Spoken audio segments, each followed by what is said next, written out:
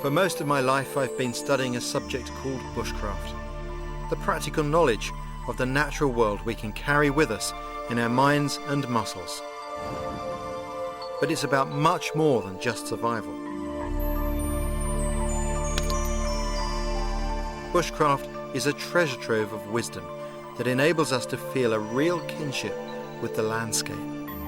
In this series, I'll explore the world of bushcraft, starting with our own archaeological past, when hunter-gatherers lived in Aboriginal Britain.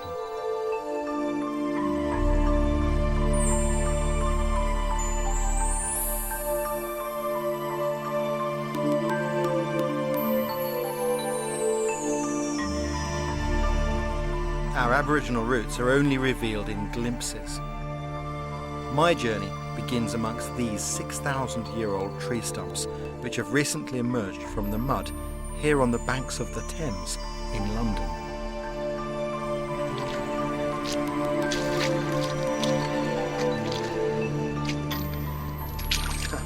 It's amazing. I'm walking through an ancient forest. Of course, it doesn't look much like one now, but it's incredible. When you look closely, you can start to pick out individual species. This looks like yew. And back there's an oak tree. But I have spotted one other thing that's a real gem. Have a look at this. That there. That, believe it or not, is a hazelnut. Isn't that incredible? So I've seen 3 species here that I can recognise. Oak, yew and hazel. And of course, because I'm very familiar with those woods, in my mind's eye I can put back the leaves, the forest, and I can even see the flowers that would have grown here. When these trees stood, the Ice Age had passed, but Stonehenge was yet to be built. The Stone Age people who walked these banks were nomadic hunter-gatherers, whose lives revolved around bushcraft. It might all seem like ancient history, but what's incredible is that bushcraft skills were still common knowledge just a few generations ago and were practiced on this very same shoreline. At the turn of the 20th century, people were still fishing on the Thames using hawthorns as fishhooks. And what's really clever is the way they attach the hawthorn to the line. The first thing you do is to put the barb through the end eye of that loop and then open it up one lay and push it through again so that it just sits without any knot to hold it in place, just like that. Then what happens when the fish takes this, when it's baited, and goes down into its mouth like that, it toggles and holds the fish fast. At least that's the theory. You need to bait a series of hooks, making sure the thorn is pushed through. These hooks on their short lines hang from a stronger line, and when it's pegged out at low tide, the idea is we're going to catch flounder.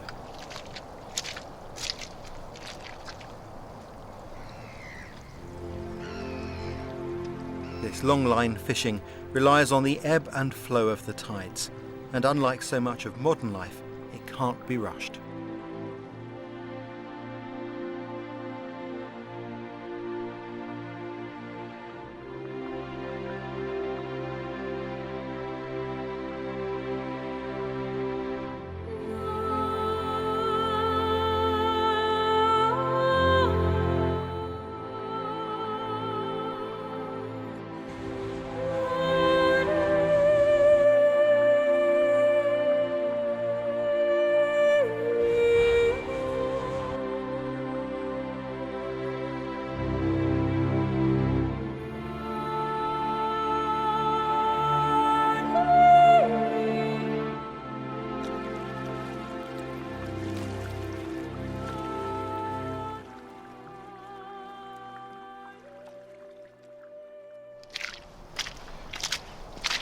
Let's see if we got anything.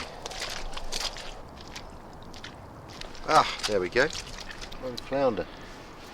Excellent. Another one here, look. And we've got another one. Well, I'm well impressed with that. I'd have been happy with just one fish on the line, but 3, that's a result. What interests me though is the thought that at the turn of the 20th century there are still people here on the Thames catching fish with just a thorn. But surviving examples of British bushcraft are the exception.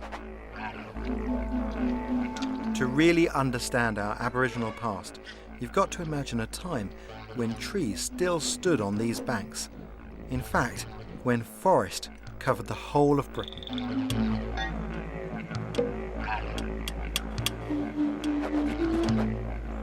The canopy was like a jungle, broken only by river courses. We would recognise the trees, but they were massive, far bigger than any alive today.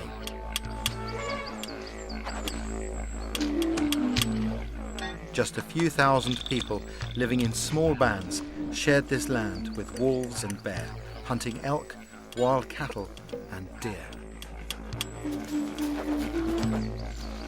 Our ancestors camped in improvised shelters or caves, moving with the seasons, a lifestyle some communities around the world still practice.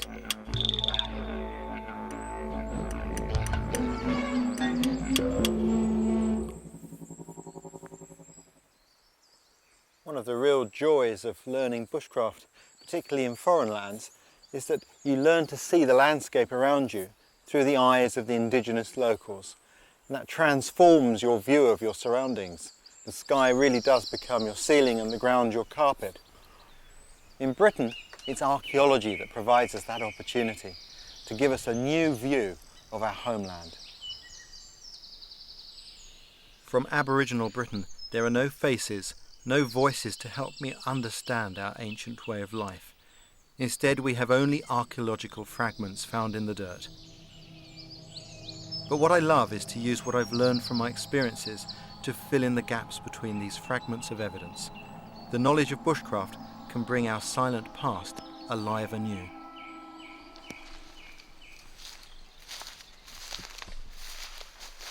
When I walk through a piece of beautiful woodland like this, I try to imagine scenes from the past.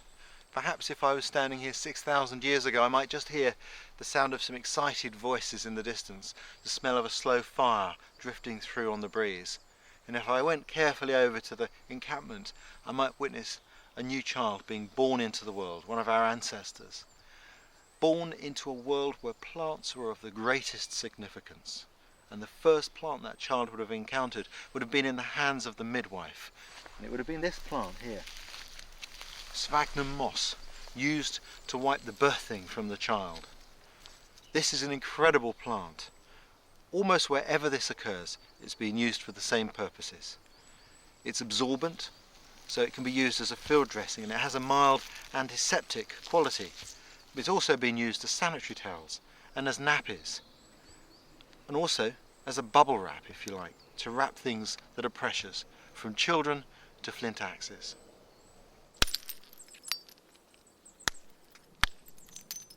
It was stone that shaped our Aboriginal past, a material people had worked for over 500,000 years, while metal's only been used for 5,000.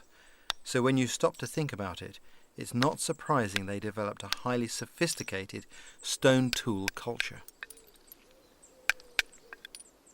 For me, John Lord is the best flint knapper in the country. His understanding and experience allow him to appreciate the skills of our forebears. These people were incredible craftsmen. We think we know the techniques, but it's the acquiring the skill and putting these techniques into practice perfectly which takes the doing.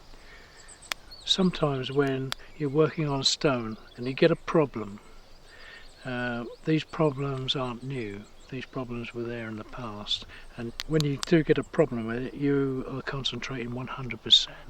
You forget all else. So just at that small point, you can actually sort of link minds with people from the past.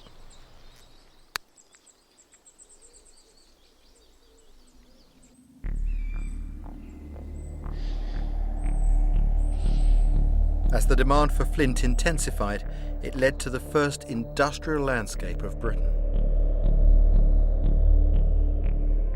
This weird series of pitted hollows is known as Grimes Graves, but the key to its mysterious surface lies underground.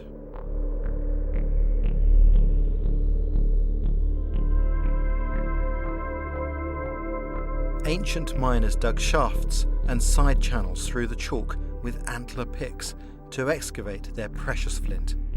These nodules formed a seam 12 metres down, and tools made from these mines have been found as far away as Scotland.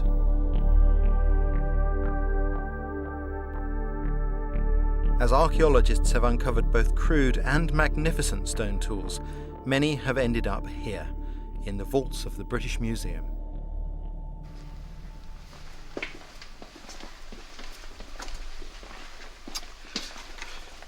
One of the things that's really fascinating about bushcraft is the view it gives us of our ancestors. If we were to see that in a museum, we'd read the label, 350,000 years old, and we'd see its shape. But once we start to learn how to work this material, we see it completely differently. Now we look carefully at it and see how its manufacturer solved problems. It gives us an insight into their mind. And of course, human evolution is mirrored in the development of flint working techniques. By 6,000 years ago, things were a lot more sophisticated. Now we've got these broad, thin tools made for very specialist purposes, a whole range of different tools to do different jobs. This is a discoidal knife, flaked on one edge, polished on the other. A beautiful tool. Again, our understanding of these tools helps us to see into the past, to understand the mindset of the people who made these things, and really perceive their world in a completely different manner. It's like travelling in time. And other drawers hold further clues to the diversity of our Aboriginal culture. You can see by the picture what that's all about. That's amazing. Look at that. You see the fish coming up through the water? It's a fish, isn't it? Yeah. With a hook in its mouth. And on a line. And of course that's extraordinary for us because we don't have any line or string or rope preserved. So to actually have a little drawing on a fish hook. That is remarkable and it's beautifully executed. And So- how old is that? That's about 12,500 years, so it's right at the end of the last ice age. And these lovely little needles are from the same site as these fish hooks. And it's so thin. Yes. I mean, now looking at it that way, you can see how fragile the eye is. Yeah, but just the right size to be threaded with sinew. Yes. Do you find many of these that are broken? Lots of broken ones, but very often they turn up in sites in vast numbers. You get 800 or 900 needles, which really emphasises how important this piece of kit was. This comes from the site of Starcar in Yorkshire, about 8,000 years ago. 8,000 years ago. This is, I'm sure you know what it is, it's a piece of bracket fungus. Yep. Wow, that's amazing. This is an incredibly useful material. This is one of the most useful materials in bushcraft. And use that to make a very good tinder which will catch a spark. The type of spark that people who lived in a world without metal were able to make. I've always thought of you as the keeper of the crown jewels because from my perspective I think these things are more fascinating than any baubles the royal family wears. But clearly we are just glimpsing how the world of our ancestors was. How sophisticated do you think they were? From my point of view, I think they're very sophisticated. We must remember that all the things that we've looked at were made by fully modern people like us. And certainly by the end of the last ice age, people have really got it sussed. Their bushcraft is not simply eking out a living on the edge. These people are surviving with forests full of opportunity, and they make use of it all. And they clearly have a spiritual life and an artistic life which we only get glimpses of through the archaeology, but it's every bit as sophisticated as what we know in the present time from many different communities and even from our own way of life. Marvellous. But not all artefacts are so beautiful. Some of the most intriguing are the ones with imperfections. The Ashcott Heath bow, made over 4,700 years ago, is one of Britain's oldest, but the half fragment raises a whole host of questions for the country's top bowmaker.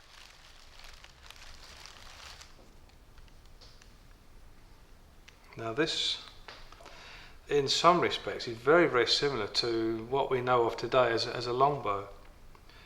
They've used the most wildest, awful timber from a very, very badly selected tree, in my opinion. The worst choice of wood that I would take to make a bow, because of the small knots and pins. Any knots or defects could tear the bow apart. But the workmanship, again, is still good, even on this. And bearing in mind they were using stone tools. Normally, in wooden bow making, the actual back face of the bow is formed by the outer part of the tree, which on a yew tree is a thin white band of sapwood, which is very, very elastic. So it's a sort of a safety feature of bow making that we've known about for many, many years. But in this instance, they've actually removed the sapwood completely, and we've got a solid piece of the heartwood of a yew tree. If we want to understand how this weapon was made and whether it ever worked, Chris and I will have to recreate this bow, but leaving our modern tools and workshop behind. To get the shape and style of bow that we want from it. Well, Chris, this is the kind of technology that was used in the period of the Ashcott Heath. I mean, they didn't have any metal at all. All of their tools were made of flint. It was a very wide-ranging toolkit, really, quite specialised. This blade is very sharp. You could use that like a draw knife, you know, you could pull it down the wood like this. But I think the key tools are the ones we've got here, these adzes. These tools are used very much like this in the hand here, and they are surprisingly effective. I think the secret is to get the taper right from the tip and then work it further up. With my knowledge of flint tools and Chris's bow making skills, we should make the perfect combination. But it does give you quite nice refined trim. You need to get the feel of the angle of the... But you can't test a bow without arrows, so I've got to gather the materials to make these arrowheads fly. One of the key things I'm going to need is some glue to attach the arrowhead to the shaft, and for that the best answer is pine resin. What I'm looking for are these dry areas here. That looks just like wood, but actually what I've got here is hardened resin. Take this stone tool and I just get that. You see there? You see that's resin, powdery resin, absolutely perfect for my needs. There's something really satisfying about this Stone Age technology. It's tremendously levelling. It's a grounding force. It reminds you where we all came from, and some of these resources are just marvellous. The smell of this stuff is fantastic. Oh, wonderful. And for the arrow shafts, hazel. What I'm looking for is a nice straight piece, roughly the right diameter to begin with. I'll just tear it off like that. This is how I've seen arrows collected in Africa. Just very simple, straightforward. Another nice one there.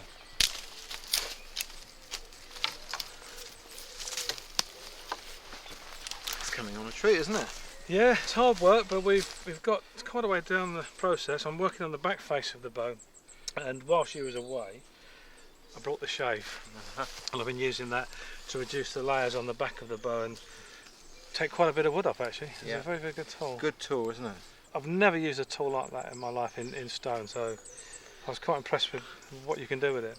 And these tools, they're much slower than metal, aren't they? Oh, you need more calories to use them, definitely. Yeah.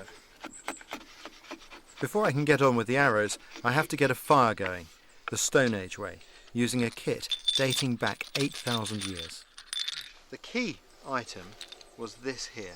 This is iron porites, and from this, with their flint, they could strike small dull red sparks with which they could start their fire.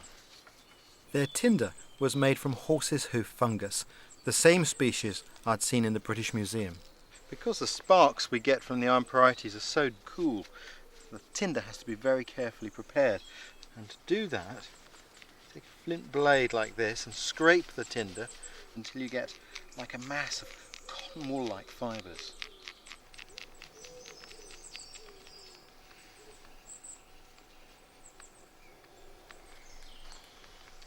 The next job is to strike the spark onto the tinder, and this isn't easy, and the sparks are very small and very few and far between, so it takes normally a few minutes.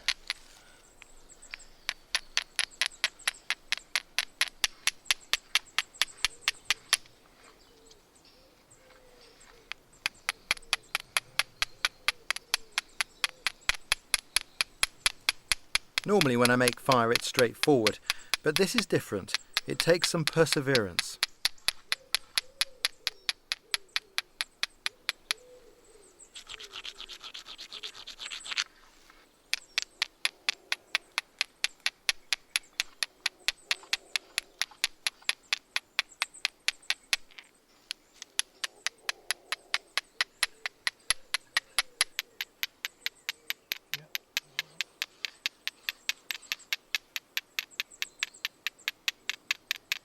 And of course eventually one lands in the right place and the tinder catches light like this. Take another piece of this fungus, which I will ignite now from this little piece here. Just blow on that. Burns very hot. And I put that in there while I can just about hold it. It's getting very hot now. And now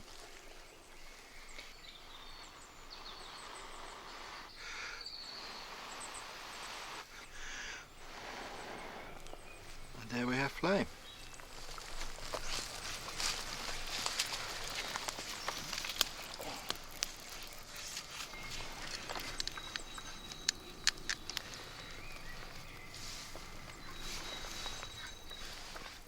One of the key things about primitive arrows is accuracy, and accuracy is very much a function of straightness. And that doesn't look too bad, but actually when you look down it you can see it's all higgledy-piggledy waves all over the shop. And the process is to heat the arrow shaft over the fire and then to straighten out the areas where it's bent. This one was just the same as the last one a few minutes ago, and gradually now I'm starting to straighten it out. And then once it's straight, I want to dry these stems off, and then I can scrape them down a little bit more and then sand them. It's a lot of work, but well worth it. Sitting here getting to grips with these Stone Age techniques makes me realise how resourceful our ancestors were. The forest was both their DIY store and their supermarket.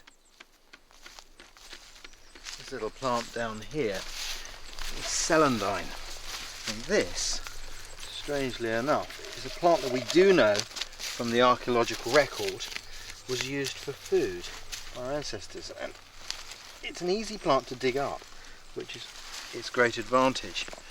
And that's the bit we eat, that little root there. Doesn't look like very much, but when you consider how easy it is to collect a whole load of them, it makes a good food. And I thought, well, Chris was looking a little tired there working with those stone tools. Maybe he'd like to try a snack from the Stone Age. And you bake them in a scrape under the fire for a few minutes. That should be long enough, I reckon. Break some of this out. What I've done is I've cooked these roots in the ash, and the ash helps to exclude oxygen, helps to prevent them from burning. Have a quick look. They must be cooked because these are members of the buttercup family, which are poisonous if they're eaten raw. There we go. When they're cooked you can peel them really easily, and you can see there they're full of starch, that white centre. Soft and delicious. And they taste a bit like sweet potato. Very, very nice. Grubs up, Chris. These roots, Chris, are a seasonal delicacy, and if the original bowyer who made the Ashcott Heath bow had been making them at this time of year, this might well have been what he ate to keep his energy going while he was building it. Just straight in? I can eat that. I can eat the skin as well. What do you reckon? Yeah, potato. Yeah. A quarter. Yeah. Yeah. Mind you eat all your roots.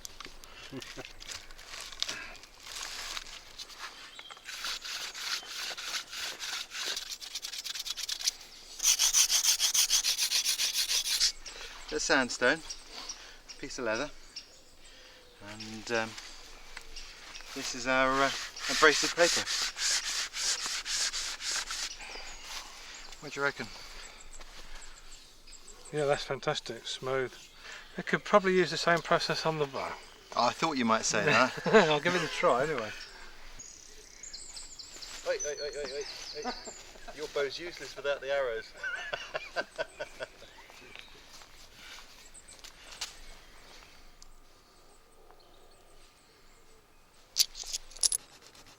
I'm trying to use this very thin tool to widen the notch.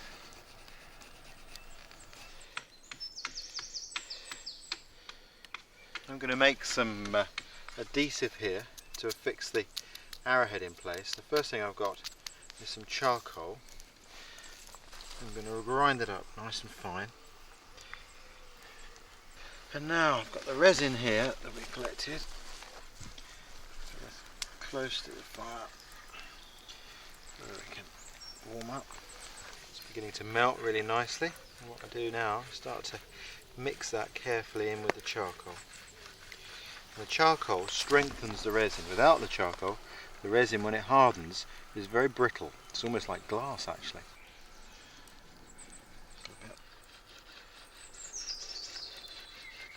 Cools off very quickly.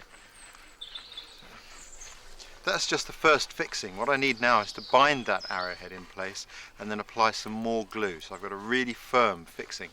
Now, our ancestors could have used a lot of different fibres for this purpose, but one of the things we know they did from the archaeological record, one of the fibres they used was this, the fibres from a stinging nettle. And that's what I'm going to use.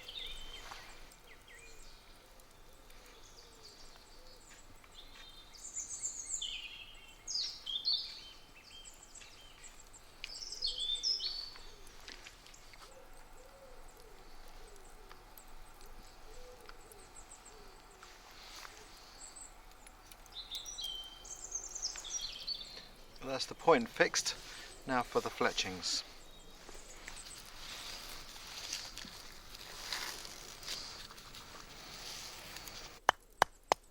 These are the leg tendons from a red deer. They can be turned into fine fibres, which I'm going to use to attach the fletchings on the arrows. But to produce these sinew fibres, I first have to pound them.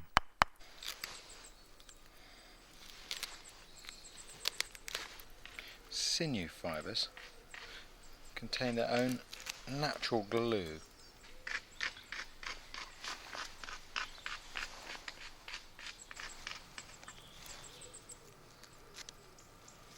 Now I'm going to carry out a bit of an experiment. In Africa, I've seen the Hadza use the bulb of a plant. They chew it up and spit it onto the arrow shaft as a glue. And I've also come across references in Britain to bluebell bulbs having been used to make a similar glue.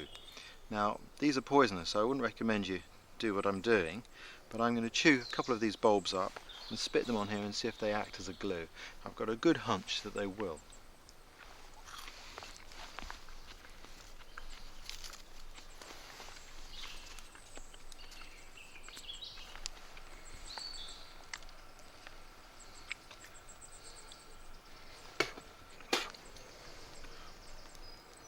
Very sticky.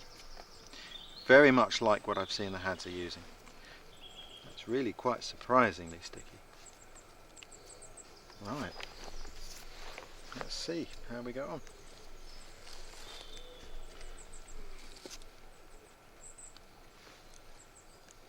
The first one down on there.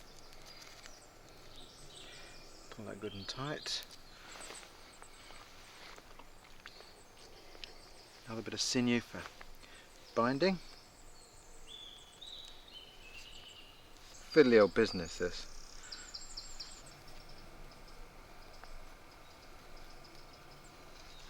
Stick those in place. And at the top there. Definitely works. That's amazing.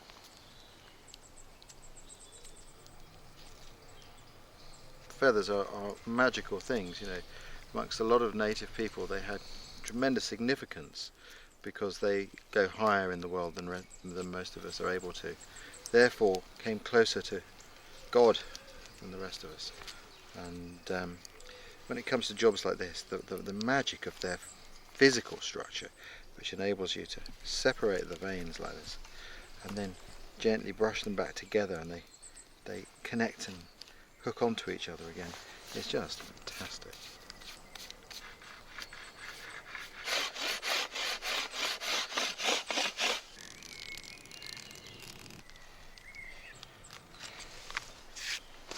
All we need now is the bow. Okay, yeah, it is just a little bit stiff there, Ray. Can you feel the stiffness in the middle of the bark? This is at the crucial stage of the bow making now. Someone once described a bow as a stick that was 9/10 broken. All the magic is in that last little bit that you leave there. And as he pulls the bow, it needs to flex equally in all places on either side. If one area is weak or stiff, the load isn't evenly distributed, and that will tend to lead to the bow breaking. Oh, yeah. Well, Chris, the thing that bothers me is that we've got a lot of stress involved, and we've got no sapwood. Yeah. There is a very good chance, isn't there, that this could break. After all, the one we saw in the museum was broken. Broken, yep, I know. It's an experiment, and we've said this right from the offset. I've, been prepared to give it a go, the same as you. Let's just hope that it hangs together. Hopefully, they did get some use out of the bow before it broke. Let's be positive. Fingers crossed. Yeah.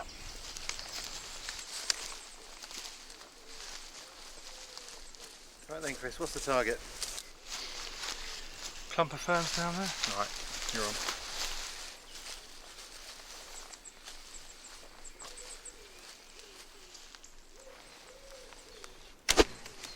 Good shot.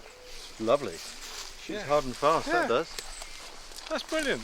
I'm very impressed. Well, we get dinner with it, that's for sure. Well, of course, that's what it meant. That's what it meant to the original maker. This wasn't a thing for recreation or a toy. This was a thing to stop the hungry child from crying. Yeah. It really is a forerunner of the longbow of the medieval period, isn't it? It's just a few thousand years later, our whole nation stood behind these pieces of yew. And relied on that very weapon.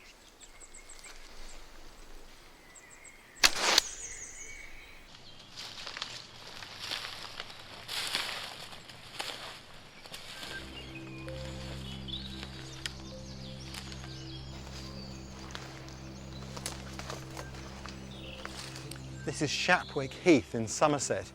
Ashgate Heath, where the original of this bow was found, is just across the marsh there. It's a fantastic environment to come to though. You don't often see a wetland habitat as rich as this one in Britain. There are lots of sedges, rushes, fantastic ferns here. But the real significance is that it's exactly this type of habitat that our ancestors would have used this bow to hunt through.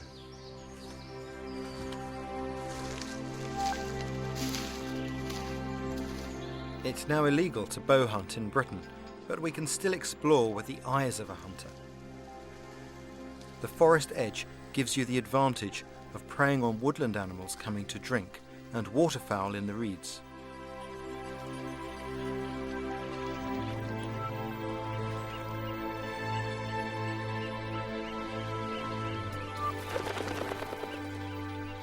Butchered wild horse and boar remains were common, as well as great crested grebe and teal ducks, but above all they hunted deer. Away from the trees their prey were exposed and vulnerable to ambush from the bank, or from hunters in dugout canoes lurking on the water.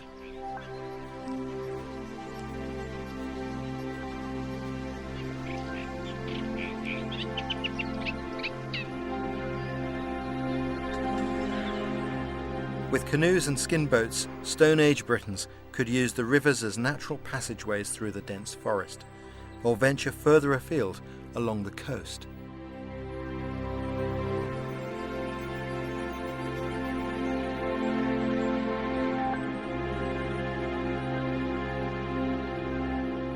Aboriginal Britons were nomads, following the deer as they migrated through the landscape and living off seasonal foods along the way.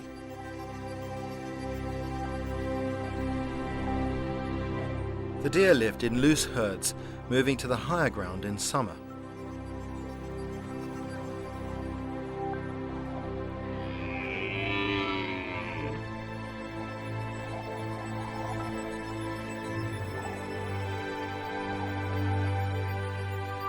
Our ancestors would have been expert trackers, versed in every detail of their prey's behaviour, just as I've seen among hunter-gatherer peoples in other parts of the world today. One of the most profound things I've encountered amongst tribal peoples is their respect for the animals that they hunt. These things are treated with the greatest reverence. They really believe that they are brothers, they're cousins with which we share our life, our time here on the planet Earth. And that's something I also feel deep inside. Some cultures believe that if you don't treat the animal with respect, then you have no luck as a hunter. This roe deer was shot as part of a cull, and for our ancestors, a carcass like this was a precious prize. The antlers up here are an incredibly important resource. These made needles, harpoon points, tools. The eye, the juice from the eyeball can be used as a glue. The bones themselves could be used. And the skin, vitally important to make bedding, to make clothing, bags and ropes. The old flint tool does a beautiful job. It's just like a little razor blade. Fantastic tool for the task.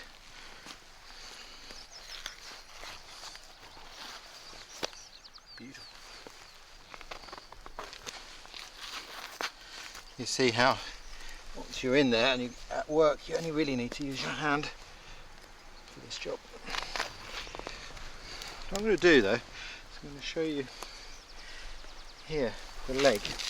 Skin that back. This white line here is not bone, that's the tendon. It's an incredibly tough material.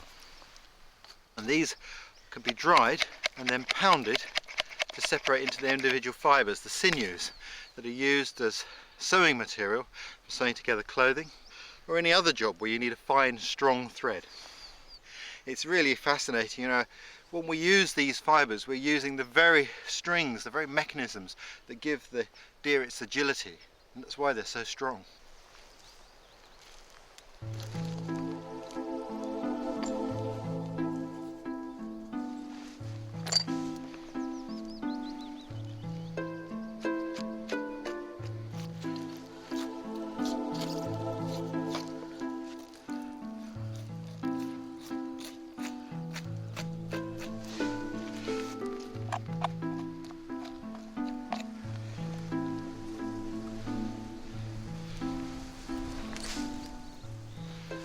That's a beautiful piece of meat. That's going to cook absolutely deliciously. Fantastic.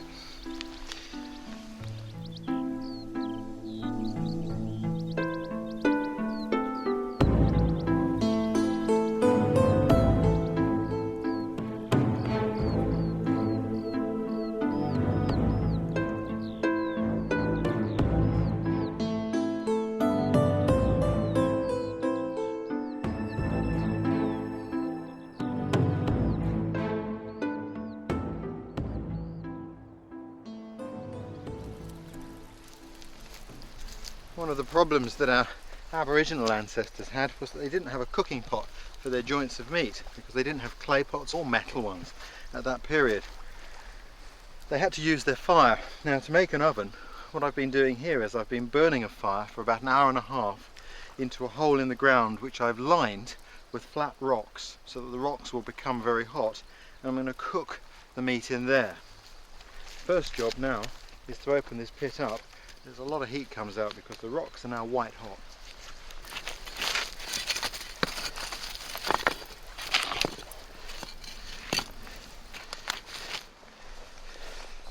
This is that beautiful joint of venison. I'll put that straight on top of the hot rocks, like that. And I move these now on top and around. There's a nice big flat one there. You can see the meat shrinking away from them. This sort of cooking, you've got to have the right sort of ground. You would never want to do this on peat because you could set the ground itself alight. Now I'm only cooking one leg here. You could cook a whole deer this way, and I quite often do that, but even a big feast of many animals could be cooked in this manner. What I'm going to do now is just going to put a lid on top and put these sticks across here. green sticks so they won't burn. You can already smell the meat beginning to cook. Beautiful. So now, we cover it with moss.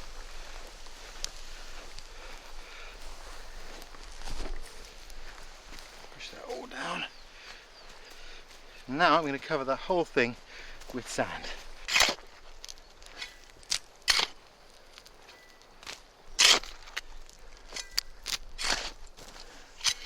There we go. Well, the sand makes an airtight seal. One hind leg of roe deer rocks as hot as that. About 2.5 hours, I'd say, in our measure of time.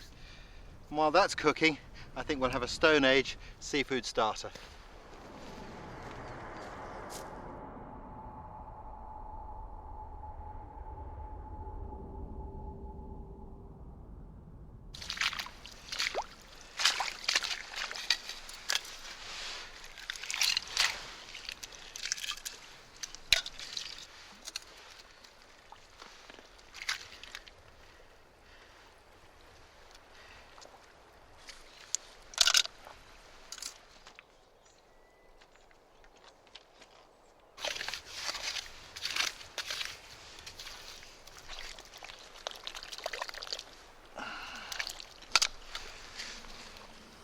If you like seafood, there's no reason to starve on this shoreline. Far from it. Just a few minutes collecting and you've got plenty of food.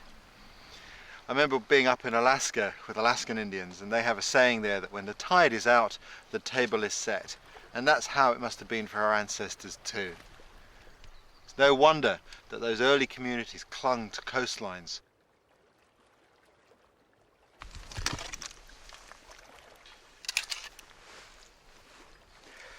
There we go. Get your limpet removing tools here.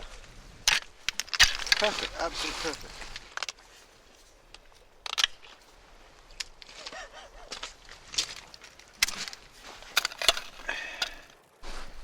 To cook the limpets, I can encourage them to clamp down onto this flat rock. Like that. Flatten out the sand. And I'll take these, got a couple of razor clams there. Beautiful mussels up here, some really large ones. Put a few cockles in now. And I'll put the other razor fish there like that. Put this rock in there, so set it down at the same height. And now with the hot ashes straight across the top of there. They'll only take a few minutes to cook like this. I have to say I'm really partial to this sort of Aboriginal cooking. Very simple, minimum of food handling, food cooked very hot, very quickly after it's been gathered. It's a very healthy way to cook. And now I can just carefully remove the ashes. Oh, there we can see the limpets now. Beautifully done. Be very careful now because shellfish really, the shells really hold the heat. And there's our limpet beautifully cooked. Let me just clean him off and pull off the black bubble on top. Just pull all that off. There. And we eat that orange meat. It's chewy, but it's really good flavour. Fantastic. That razor clam there, that's all he's done. I don't know why we don't eat more of these in Britain. The French sell them, even in Paris you can buy these. Absolutely gorgeous. Oh, that is fantastic. That cockle looks like he's just about done. Oh, that is definitely my favourite seafood. Fantastic. That really tastes of the ocean. Wonderful. And what I'm doing here, cooking like this is a scene that repeated itself around the coast of Britain for millennia. We know that because when our ancestors had cooked this way, had these meals here, perhaps as big families, they took the shells and they literally threw them over their shoulder. And they did that for so long that huge heaps of these shells built up, billions of shells from meals eaten over thousands of years. Some of the biggest of those midden mounds, as we call them, are found up here on the west coast of Scotland. I think it's fascinating. And in those mounds you also find other things. You find deer bones, wild boar bones, even the remains of seals, giving you some idea of the diversity of their diet. I don't know, maybe it's time to start a new midden mound.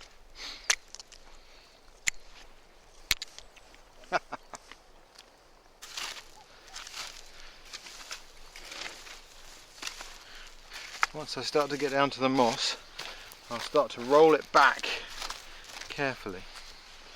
A lot of heat in there.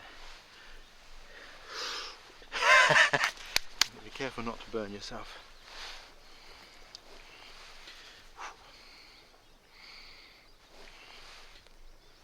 Oh, the smell! If you could only smell this. You can see how the sticks have cooked. There's the meat. That looks beautifully cooked.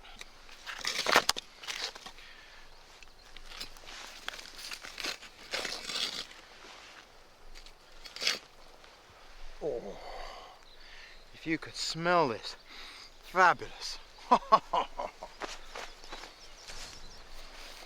There we go.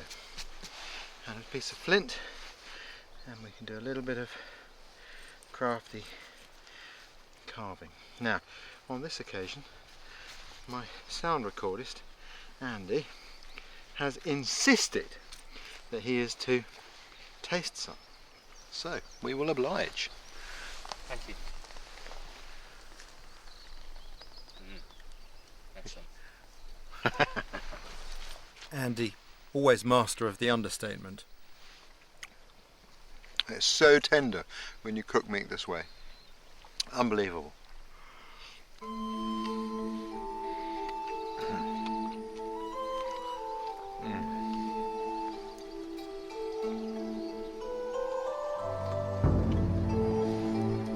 Bushcraft never wastes a resource.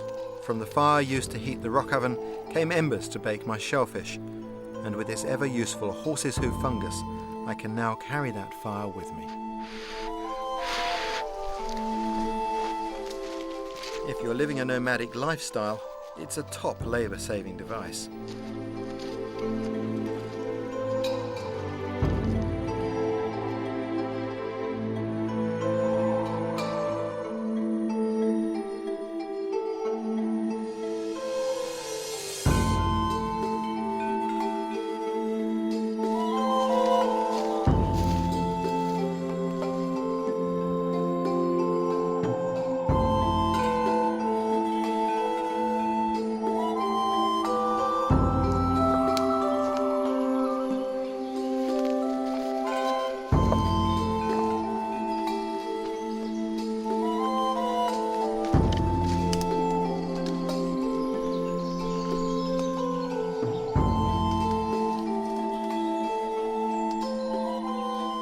We know from archaeological evidence that our ancestors made very good use of rocky outcrops and caves all over the country.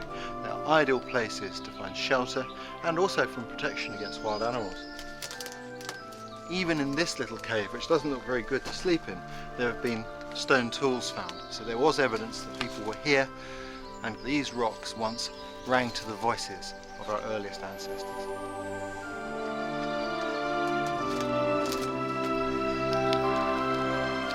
Using the fungus ember is a very quick way to light a fire.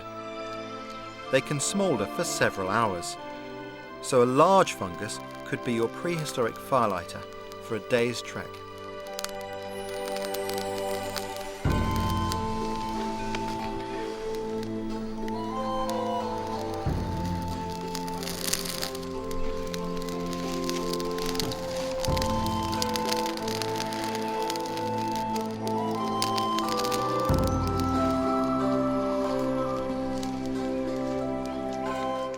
Hunting and gathering is a highly practical lifestyle, and even artifacts which hint at their spiritual culture involve some clever bushcraft.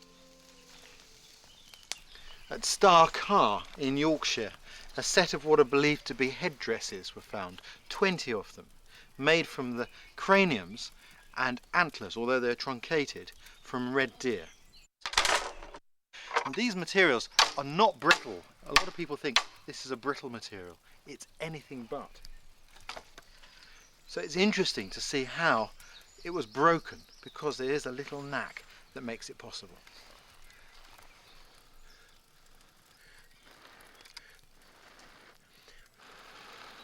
What I'm trying to do is to just scorch the antler. Where I scorch it, it will become brittle and it's much more easy to break.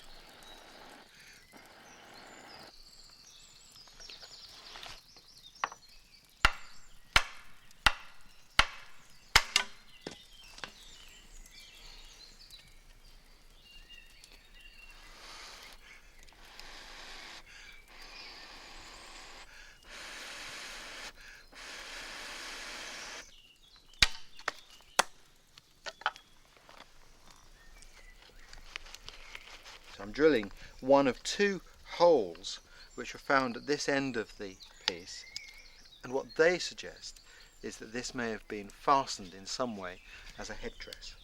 Having taken the antlers off, it becomes a lot lighter. Now, what was that used for? We can only guess. But I think that there are two possibilities. One, these antlers could have been used in some means as a camouflage for somebody trying to approach close to deer and mimic their behaviour to entice them closer. Or, and I think perhaps more likely, these were used as some sort of mask or adornment for dancing, perhaps some sort of religious practice.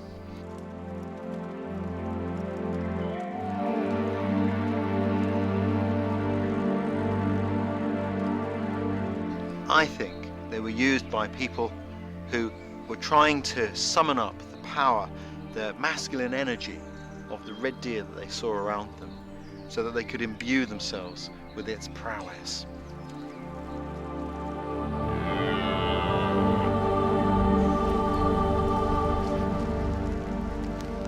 To believe that the essence of an animal can be captured in a mask and worn can still be seen in many native societies. But our ancestors also represented animals in another way, which for me is their most powerful legacy of all. At sites all around the world, we find fantastic rock art.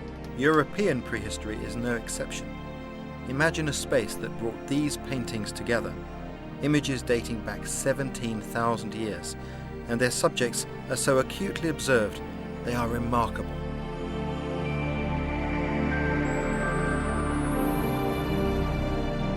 The first cave art in Britain was discovered in 2003.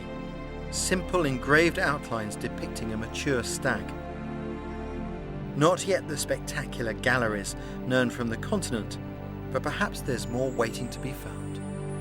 Archaeologists have been able to piece together the techniques and implements employed by studying this art and by doing comparisons and experimental archaeology, as well as finding some of the implements in the caves themselves. And this is some of the range of materials that we used. The pigment was very often mineral pigments like this, which is red ochre, and this can be used like a pencil or ground up to create a paint on a grinding surface like that and a grinding stone. For brushes they could have used horsehair tied onto the end of a stick like that, just like a modern brush. To fill in larger areas they had another technique, and for that I'm going to use a bit of buckskin, and in that I'm going to put some of this sphagnum moss, which is wet. I'm just going to wrap that up and then tie it in place with this strip of leather. And what I end up with is this sponge, and I can put pigment on here and use that to fill in larger areas on painting.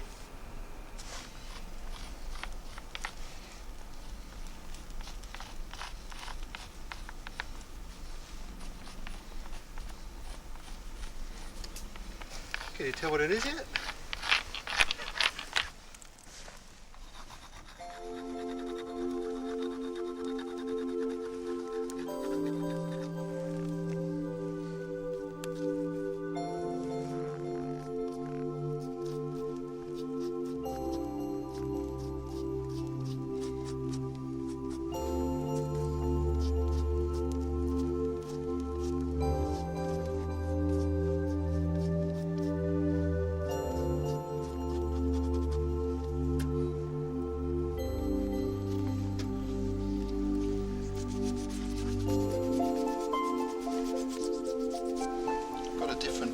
here, but yellow ochre. And I'm trying to indicate the light colour of the underside of the deer. It's really quite tricky to do this. I'm incredibly aware of just how clumsy my efforts are compared to those of the original artists who were incredibly talented. One of the things that I think is true to say about their art is that whenever you look at it, you can tell that the artist knew intimately the muscle structure of the animal. They probably butchered them hundreds of times. They knew them intimately, and they convey not just the notion of this is what the animal looks like, they convey its very spirit, its soul of the animal leaps from the rock to your eye.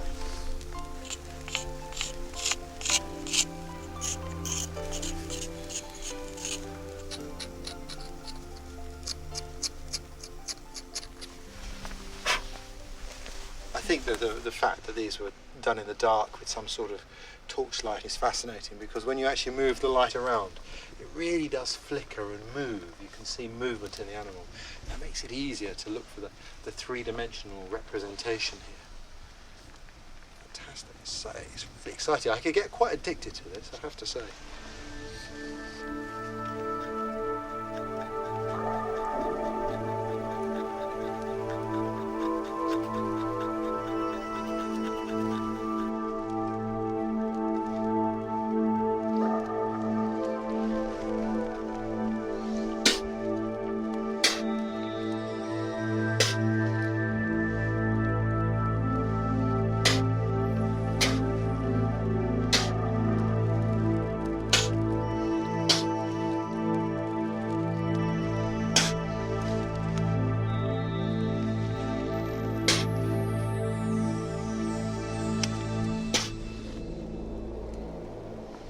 Spitting like that, I guess, was an early form of airbrush. What's fascinating is these symbols seem to grab the human attention. Wherever you see them, people stop and they stare. I've seen these in Australia on rock art, and in some of the communities in Australia, people can still remember whose handprints they were. And sometimes there will be the handprint of a girl who became somebody's grandmother and then passed away, and people can still remember them with tears in their eyes when they look and see these handprints on the wall. Whenever I see rock art, I think about the people who left it there, and I'm aware that they were employing a very clever knowledge of nature that made their very life possible, a knowledge that I call bushcraft. In this series we're going to explore that subject, a subject from our past that I believe has a tremendous role to play in our own futures.